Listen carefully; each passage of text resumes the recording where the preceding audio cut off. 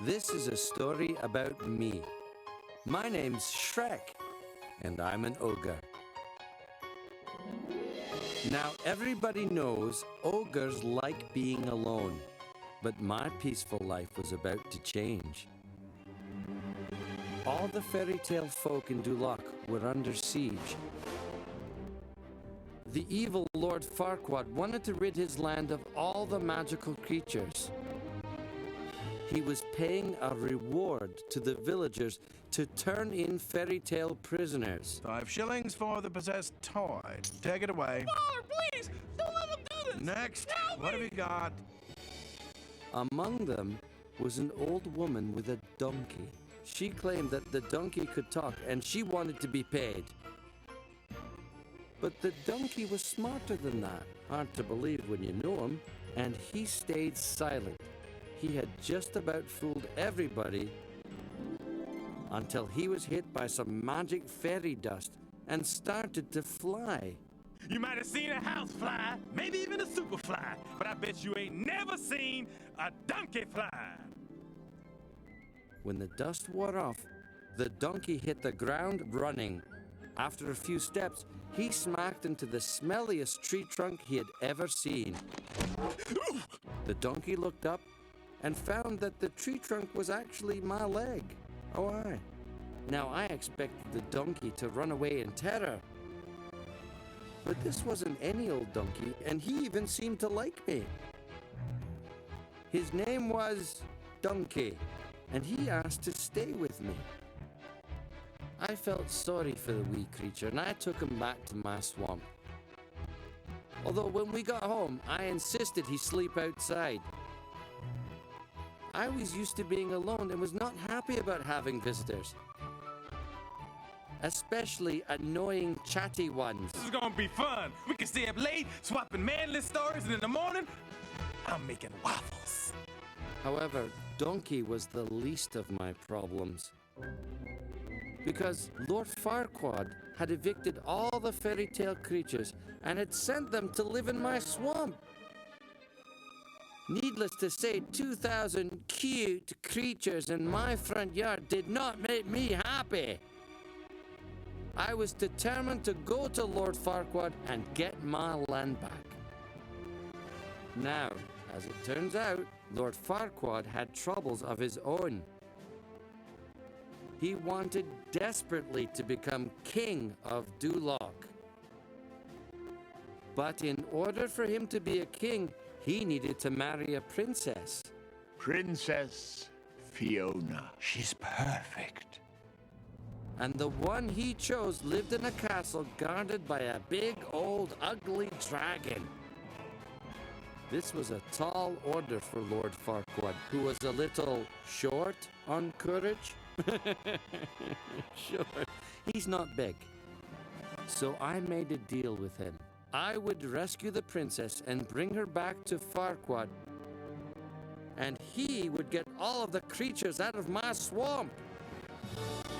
Soon, Donkey and I were off to rescue the princess and slay the dragon. Well, actually, sneak past the dragon. Any road.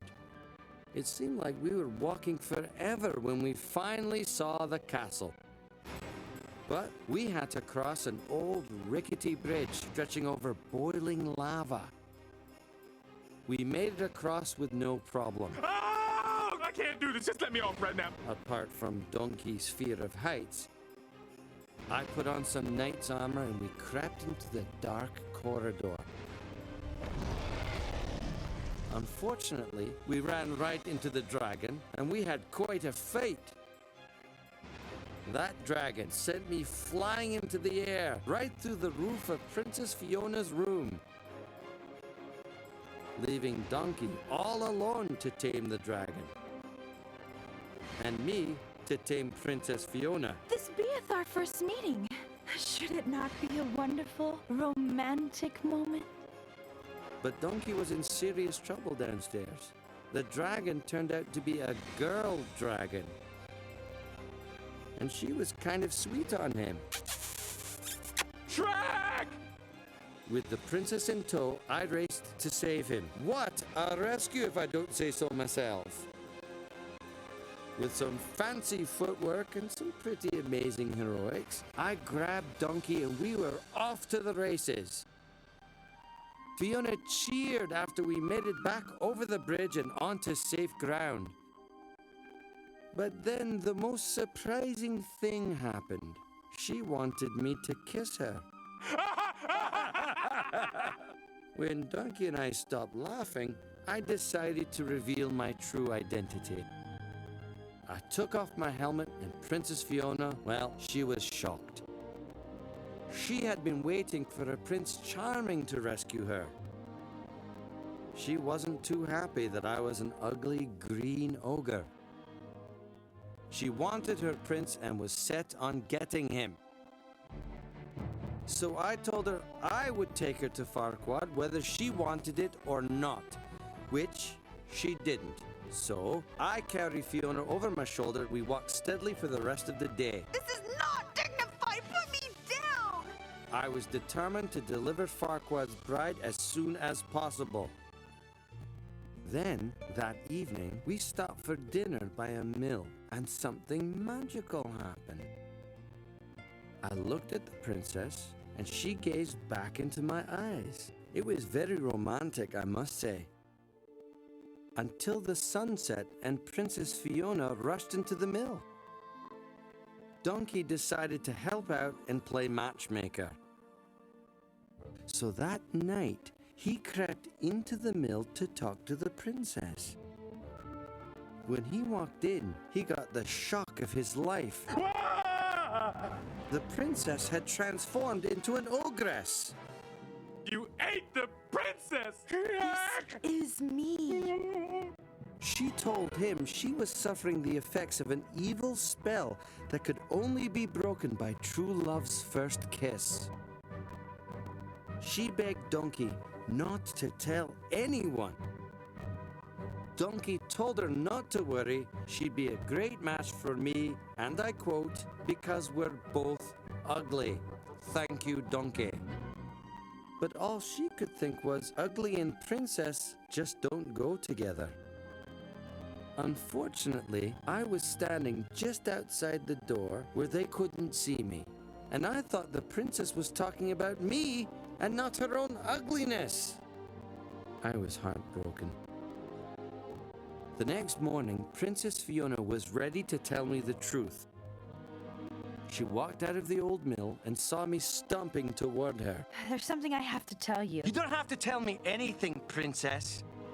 It was too late. I thought Fiona didn't want to be with me, and I had gone to get Lord Farquaad. Lord Farquaad and his army arrived to claim his princess. It was a terrible misunderstanding. I was mad at Fiona, and she was mad at me. She agreed to marry Farquaad. I took one last angry look at Fiona, snatched the deed to my swamp, and stormed off in a nasty huff. I returned to the swamp and cleaned up the mess. But for the first time ever, I had no appetite. I was very depressed because I blew it with the princess. Then Donkey appeared. Donkey yelled at me for acting so mean. You're so wrapped up in layers, onion boy, you're afraid of your own feelings. We were in a totally dysfunctional relationship. It was obvious to Donkey that Fiona was crazy about me, and all I could say was how I never wanted to see her again.